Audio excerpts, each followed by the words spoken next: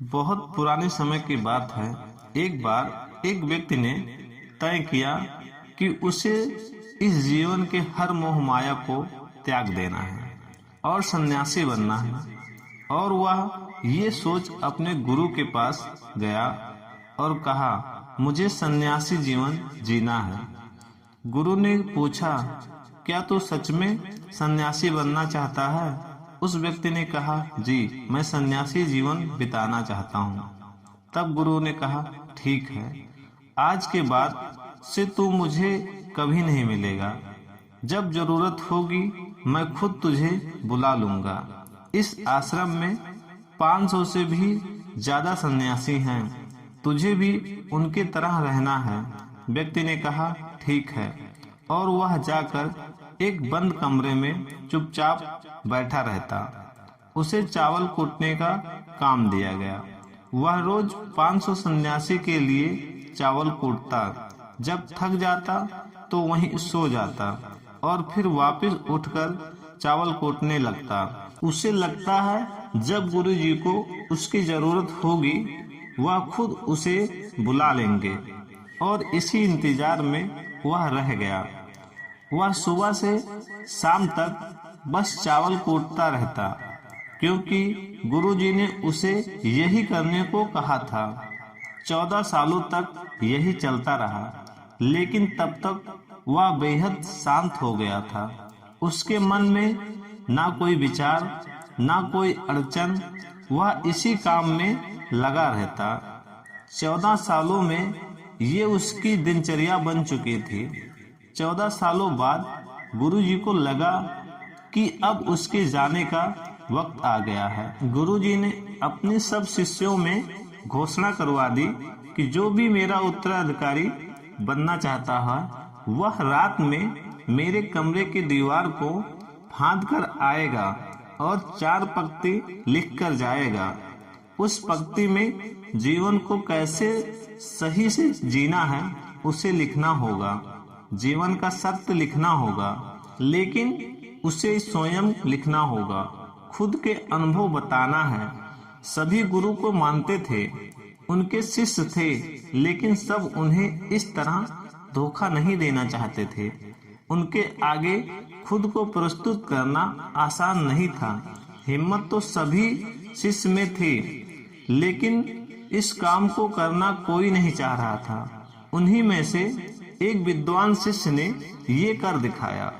उसने दीवार फांदकर कमरे की दीवार पर 4 पंक्ति लिख दी, जिसमें लिखा था, मन एक दर्पण की तरह है जिसमें धूल जम जाती है। उस धूल को साफ कर दो, सत्य अनुभव में आ जाता है और सत्य मिल जाता है। सुबह गुरुजी उठे तो उन्होंने देखा और बोला, ये किस मूर्ख ने मेरी दीवार खराब कर दी, उसे पकड़ कर लाओ। लेकिन वह विद्वान ये लिख रात में ही भाग गया था, क्योंकि यह विचार उसके नहीं थे। उसने जाते समय अपने मित्रों से कहा था, अगर गुरुजी को ये लाइन पसंद आ जाए तो मुझे बता देना, परंतु अगर वे क्रोधित हो जाएं तो उन्हें मेरा पता मत बताना। सब चिंतित हो गए। सभी लोग ये मानते थे कि इतनी सुंदर शब्द तो हैं। मन एक दर्पण की तरह है जिसमें शब्दों, विचारों की धूल जम जाती है। वहीं उसे साफ कर दे तो सत्य का प्रतिबिंब दिखाई देने लगता है। इसमें कहाँ कुछ गलत है। गुरुजी कुछ ज्यादा ही सख्त दिखते हैं। वह इससे ऊंची बातें कहाँ से लाते? पूरे आश्रम में यही बातें चल रही थी। उन्हीं में से 4 व्यक्ति एक दूसरे से बात करते हुए उस चावल कूटने वाले के पास से निकले। उनकी बातें सुनकर वह हंसने लगा।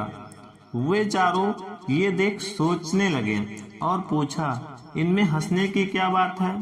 तब वह बोला कि सही तो कह रहे हैं गुरुजी, किस नासमझ ने यह लिखा। ये सुन वे चारों भड़क गए और बोले, तुम क्या जानो इसका मतलब? ये कितने सालों से बस चावल ही कूट रहे हो। तुम्हें शास्त्रों के ज्ञान के बारे में क्या पता? अगर इतनी लाइन गलत है तो तुम इससे अच्छा कोई शब्द बताओ। वे व्यक्ति बोला, ठीक है, मैं बता दूंगा, लेकिन मैं इतने सालों से चावल कूटते कूटते लिखना भूल गया हूँ। किसी को लिखना पड़ेगा। और हाँ, ये जान लो, मुझे उत्तराधिकारी बनने का कोई शौक नहीं। अगर मुझे यह उपाधि मिली तो मैं कान पकड़ूं और विचार नहीं बताऊंगा। तब उन चारों ने कहा, अरे तू हमें बता, हम लिखते हैं। व्यक्ति ने कहा, लिखो। कैसा दर्पण, कैसी धूल, ना कोई दर्पण ना कोई धूल, जो इसे जान लेता है सत्य को प्राप्त हो जाता है। आधी रात को ये पढ़कर गुरुजी उस चावल कूटने वाले के पास गए और कहा, अब तू यहाँ से भाग जा, वरना ये 500 के 500 तुझे मार डालेंगे। ये मेरा चोला ले, तू मेरा उत्तराधिकारी बनना चाहे या ना चाहे, इससे कोई फर्क नहीं पड़ता, लेकिन मैंने तुझे ही अपना उत्तराधिकारी माना है। और अगर ये बात इनको पता चल गई तो ये बर्दाश्त नहीं कर पाएंगे कि एक चावल कूटने वाला उत्तराधिकारी कैसे बन गया। वह सत्य को प्राप्त हो गया, आत्मज्ञान को प्राप्त हो गया, और ये शास्त्र जानने वाले सर पीटते रह गए। इसीलिए यहाँ से तू भाग जा। अतः एक बार गौतम बुद्ध ने भी अपने शिष्य से कहा था कि जब तुम्हारे अंदर विचार आना बंद हो जाएं, उस दिन तुम सत्य को अनुभव करोगे, खुद से ब्रह्मांड को समझ पाओगे, और यही सही ज्ञान प्राप्ति का पहला कदम है। मन को शांत करने का पहला तरीका जो बोधि ग्रंथों में बताया गया है वह है खुद के विचारों पर काम करना। आपके अंदर क्या चल रहा है उसे अच्छी तरह समझना, ना कि अपने विचारों को कहीं भी दबाना। ऐसा करना गलत है। मन भटकेगा, बार बार भटकेगा, लेकिन जब भी आपको ऐसा लगे आप तुरंत अपने विचारों का निरीक्षण करना शुरू कर दें। आप खुद कुछ समय बाद यह नोटिस करेंगे कि आप अपने विचारों को लंबे समय तक ऑब्जर्व करने लगे हो। हर तरह के अच्छे बुरे विचार आपके मन में आ रहे हैं, लेकिन आप उसके साथ किसी भी तरह की छेड़खानी नहीं करते हो। एक समय आने पर आप खुद के विचार पर आराम से कंट्रोल कर लेंगे। आप आने वाले कल या बीते कल की चिंता ना करके अपने वर्तमान में जियोगे। जो अभी इस समय आपके सामने है, आपको उसी पर अपना ध्यान केंद्रित करना है। दोस्तों, कहानी पसंद आई हो तो चैनल को लाइक और सब्सक्राइब करते हैं। मिलते हैं आपसे एक नए वीडियो में। तब तक के लिए जय हिंद, जय भारत।